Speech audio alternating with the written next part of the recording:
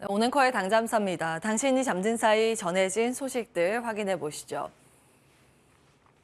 간밤에도 여러 연준 인사들의 발언이 쏟아졌습니다. 그 가운데 닐 카시카리 인사의 발언이 주목을 많이 받았기 때문에 오늘은 이 내용으로 문을 열고자 합니다.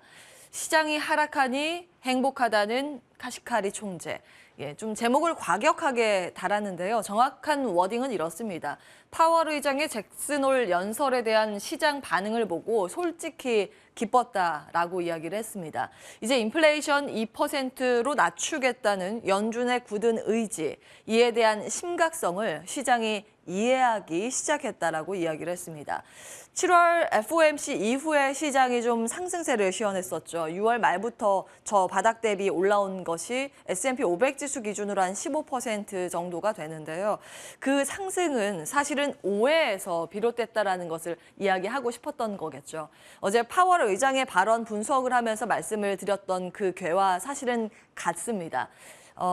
일단 연준의 의지, 긴축에 대한 의지 수준이 있을 텐데 시장은 자체적으로 희망 회로를 돌려가면서 그 긴축의 고삐가 슬슬 조금은 완화되지 않을까라는 점이 그동안 시장에 반영됐습니다. 그 간극을 이제 맞추는 작업이 필요해 보입니다. 그런 관점에서 간밤 미증시 다시 한번 하락세를 보였습니다. 그래도 긍정적인 부분은 발작은 일단락된 부분입니다. 다우지수와 S&P 500 지수는 장중에 상승 전환도 시도하는 모습이었습니다. 이것은 계절성과 통계성을 통해서도 확인을 하실 수가 있는데요.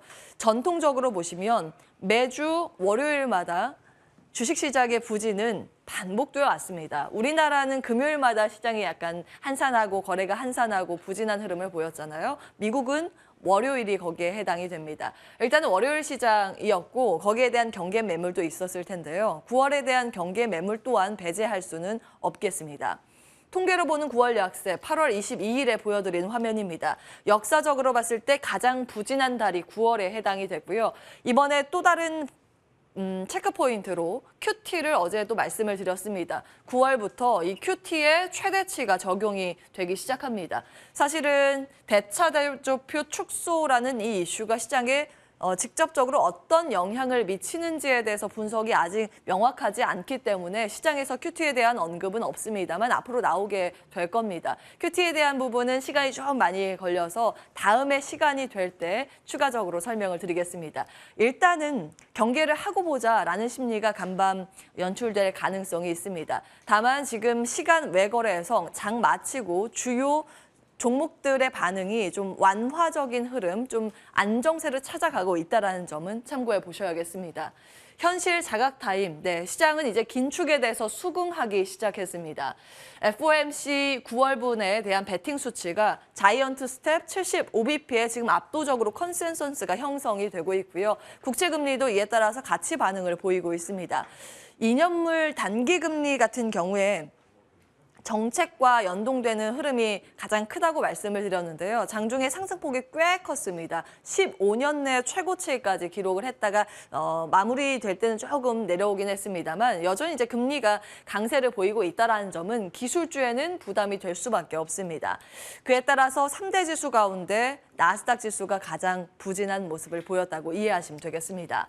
자, 겨울은 정말 겨울의 마음으로 견뎌야겠습니다. 이제 겨울에 들어간 것에 대한 이견은 없을 겁니다. 어제도 설명드렸다시피 통화 정책이 긴축으로 갔을 때 일반적으로 겨울에 진입했다고 보는데 이미 이제 긴축, QT까지 같이 맞물려 있는 그런 상황입니다. 이 시기에는 과도한 공포도 과도한 탐욕도 경계를 해야겠죠. 이 겨울을 버틸 수 있는 체력을 다질 필요가 있겠습니다. 그런 관점에서 각 전략들 다시 한번 정리해 보겠습니다. 일단 마감된 흐름 히트맵 보시면 전반적으로 기술주의 부진이 눈에 띄실 겁니다. 그런데 이 와중에도 선방한 부분, 전거래일과 마찬가지로 에너지가 생존한 부분이 포착됩니다. 유가의 강세가 간밤 두드러졌습니다. 사우디의 감산 가능성에 대한 부분은 지난주부터 좀 체크해드렸죠. 유가의 강세로 요즘 계속돼서 연결이 되고 있는 상황입니다. 하나님보다 더 정유사가 돈을 잘 번다고 미국에선 이런 이야기가 나오고 있는데요. 역사상 신고가가 이쪽에서 나오고 있는 상황입니다. 그리고 원전이 눈에 띄었습니다. 일론 머스크가 원전에 대해서 아주 강력한 지지 발언을 했습니다. 잘 설계된 원전은 폐쇄해서는 안 된다라는 발언이 나왔는데요. 최근 들어서 원전 우라늄 테마의 강세가 눈에 띕니다.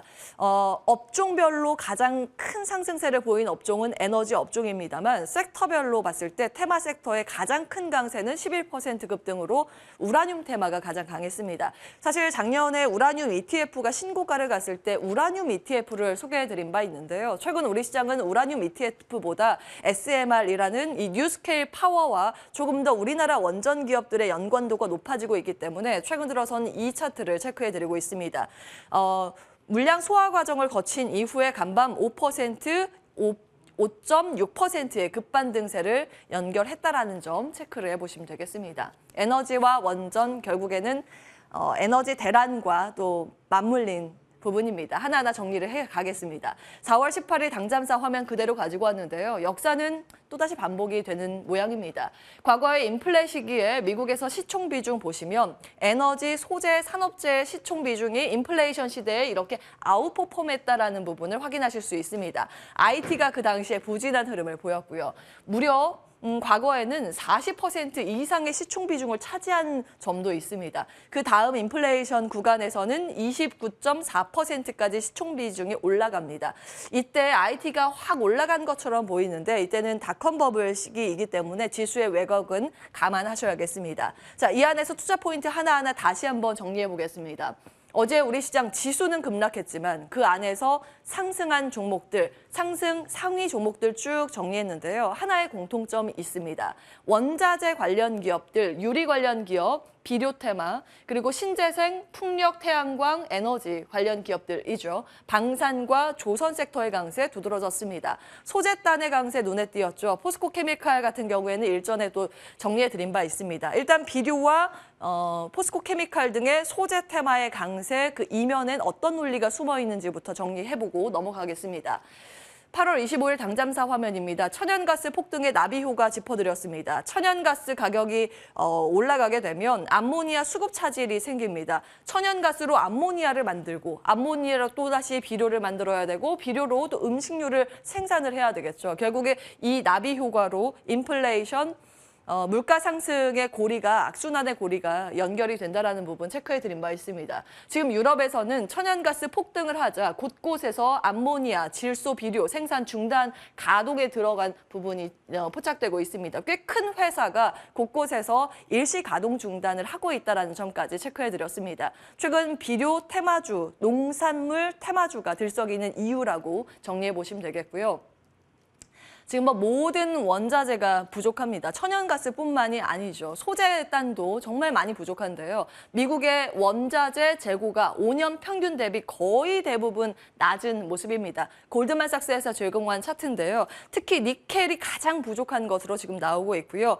구리, 알루미늄 등등 정말 모든 것이 부족합니다. 어제 니켈에 대해서 생산 차질이 중국 쪽에서 나타났다는 뉴스 기사 체크를 해드리면서 니켈과 맞닿아 있는 기업뿐만이 아니라 폐배터리 테마를 같이 보셔야 한다라는 확장된 투자 포인트 말씀을 드렸습니다. 어제 급락장에서 세비캠 같은 폐배터리 테마의 급등도 이와 무관하진 않을 겁니다. 조금 더 들어가 보겠습니다. 8월 12일 당잠사 화면입니다. 당시에 구리도 알루미늄도 재고가 점점 줄어들고 있다는 그래프를 체크해드린 바 있는데요. 그러면서 투자의 포인트, 우리는 무엇을 고민을 해야 하는가? 이 수직 계열화를 잘하고 있는 기업 발굴에 보다 신경을 써야 된다는 부분, 예시로 고려아연과 포스코 케미칼을 말씀드렸습니다. 어제 관련 기업들의 급등세, 그 논리에 대해서 다시 한번 점검이 필요해 보입니다. 하나하나 조금 더 들여다보겠습니다. 논란이 많이 있는 경기 논란기에는 불안정한 회복이 필연적이라는 부분, 이제 연준 인사들의 발언과 파월 의장의 잭슨홀 미팅 이후에 이쪽으로 명확하게 포지션이 잡히고 있다는 점 어제 말씀을 드렸죠. 불황에 어떻게 우리는 투자의 아이디어를 연결해 가야 하는가 다시 한번 정리해 드리겠습니다. 인플레이션, 고물가가 이어질 것에 대한 관련 기업들, 에너지 대란과 맞물린 기업들, 경기와 무관한 섹터들 컨셉을 정리해 볼 필요는 있겠습니다. 자, 3월 달과 6월 달 당잠사에서 정리해드린 내용을 한 장으로 줄여서 다시 한번 체크를 해드리는데요. 인플레이션 시대에 대한 투자에 대한 계속해서 여기에 추가를 해보시면 더욱더 좋은 내용들이 나오지 않을까 싶습니다. 원자재 관련 기업들, 앞서 말씀드린 소재 관련 기업이 여기에 해당이 되겠고요. 에너지, 상사, 유틸리티, 조선, 그리고 조선 기자재까지 포함이 되겠죠. 신재생, 풍력, 태양광, 수소 등이 여기에 포함이 되고요. 원전, 방산, 전기차 등등 우리는 인플레이션 헤지와 에너지 안보와 맞닿아 있는 부분에 대한 분석이 필요해 보입니다. 그리고 이것은 우리가 아무리 경기가 좋지 않아도 지갑을 열 수밖에 없는 섹터라고 보시면 되는데요. 이에 대한 평가도 꼼꼼히 체크를 해보셔야겠습니다. 8월 19일 당잠사에서 소개해드린 보고서입니다. 수방관 순태풍이라는 카테고리 정리해드렸습니다.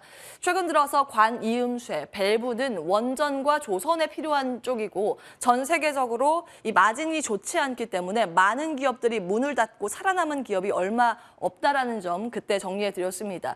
성광밴드나 태광 같은 기업들에 대한 리포트가 요즘 많이 올라오고 있다는 점도 하나의 체크포인트로 정리해드리겠습니다. 예, 어제 우리 장 마치고 시간 외 거래에서 뜨겁게 주목받은 이슈 마지막으로 정리해 보겠습니다. 자, 아주 오랫동안 루머가 제시됐던 건데 이게 현실화되면서 어제 공식 발표가 나왔습니다. 한국의 셀 기업과 일본의 완성차의 첫 조인트 벤처 사례가 탄생하게 됐는데요. LG 에너지 솔루션 이슈입니다.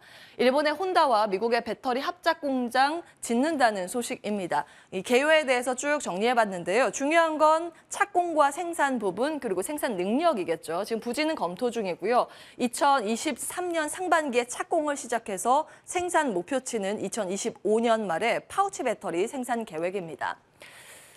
자, 관련 내용들 조금 더 들어가 보겠습니다. 글로벌 주요 셀 메이커들의 고객사 현황 좀 체크를 해보고자 하는데요. 한국, 중국, 일본, 유럽 쭉 정리가 돼 있습니다. 우린 한국 부분에 주목을 해봐야겠죠.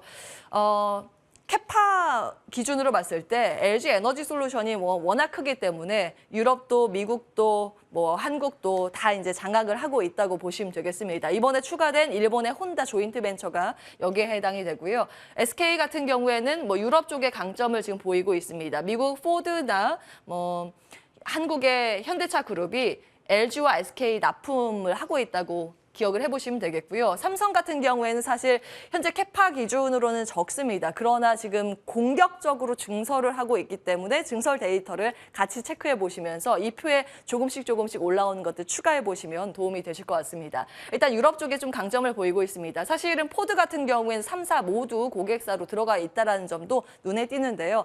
전기차 시장 침투율 기준으로 했을 때 좀 덜 침투가 된 쪽이 미국이다 보니까 앞으로의 성장률은 이 미국이 더 크다라는 평가가 있습니다. 이 점까지 체크해 보시기 바랍니다. 자, 마지막으로 주요 생산 설비 미국 쪽에 체크하고 있는 부분을 쭉 정리해 봤는데요. LG 에너지 솔루션과 관련된 부분, 이제 IRA에 대한 우리가 수혜를 따져보셔야 하기 때문에 미국 쪽 생산 기지가 중요합니다. 하나하나 정리해 보실 필요가 있겠고요. 구체적인 투자 판단은 자리에 옮겨서 받도록 하겠습니다.